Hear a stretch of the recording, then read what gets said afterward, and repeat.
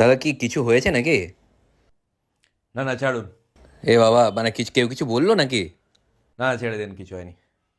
না না, বলুন কি হয়েছে। শুনুন, আমি ওরকম লোকেদের মতো নয় যারা বিয়ে বাড়ির ছোট ছোট ঝামেলা নিয়ে এগুলো ডিসকাস করে, যে ছোট এই সামান্য কিছু হয়ে গেছে।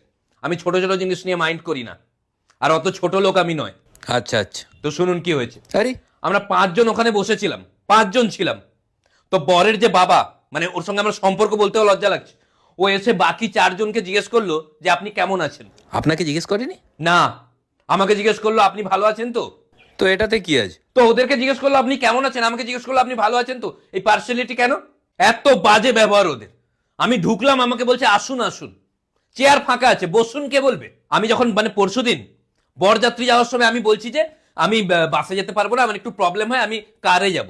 এ বাবা, আপনাকে কারে নিয়ে যায়নি? কারে নিয়ে গেছে, ড্রাইভারের পাশের সিটে বসিয়েছে। আমি কি হেল্পার? না না, আমি আমি আমি কি কারে চড়তে পাই না?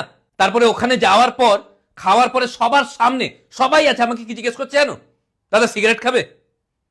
ও কি জানে না আমি বিড়ি খাই? মানে এমন এমন জিনিস আমার সঙ্গে হয়েছে না। মানে বিয়ে হচ্ছে আমি দেখতে পাচ্ছি না, আমি সামনে গিয়ে একজনকে বললাম আপনি সরুন, সরলো তো না, আমার দিকে তাকিয়ে কি বলছে জানো? যে আমি পুরোহিত, কেন সরবো, এরকম। শুনুন, আমি ছোট কথায় রাগি না, যারা ছোট কথা নিয়ে সব আলোচনা করে তারা ছোট লোক হয়, আমি এটা জানি। তো শুনুন কি হয়েছে। আরে, তারপরে আমাদেরকে ডাকলো যে আপনারা আসুন, খেতে যাচ্ছি। তারপরে আমাকে ঘুরে বলছে রাজুদা আপনিও আসুন। প্রথমে বললো আপনারা আসুন, তারপরে আমাকে বলছে আপনিও আসুন, মানে কি আমি সবার মধ্যে নয়? আমাকে আলাদা করে দেখা হচ্ছে। তারপরে ও আমাকে খেতে নিয়ে যাচ্ছে, একটা কমন সেন্স কি বলে, ওর আগে থেকে তো দেখে রাখা উচিত সিট আছে কিনা। ও সিট পাননি না? সিট পেয়েছি কিন্তু আগে থেকে দেখে রাখেনি, যদি না পেতাম। তারপর আমি ওখানে খেতে বসেছি, বরের বাবা ওখানে আছে, তার সামনে আমি ক্যাটারারের একটা ছেলেকে জিজ্ঞেস করলাম ভাই একটু মাংস দিত, দেওয়া যায় না? দেয়নি? এক গাদা দিয়ে দিয়েছে, আমি তো একটু চেয়েছি নাকি। তারপরে মিষ্টি দেওয়ার সময় সবাইকে দুটো মিষ্টি দিচ্ছে, আমাকে তিনটে মিষ্টি দেওয়ার পরে বরের বাবা বলছে একে আরেকটা দিন।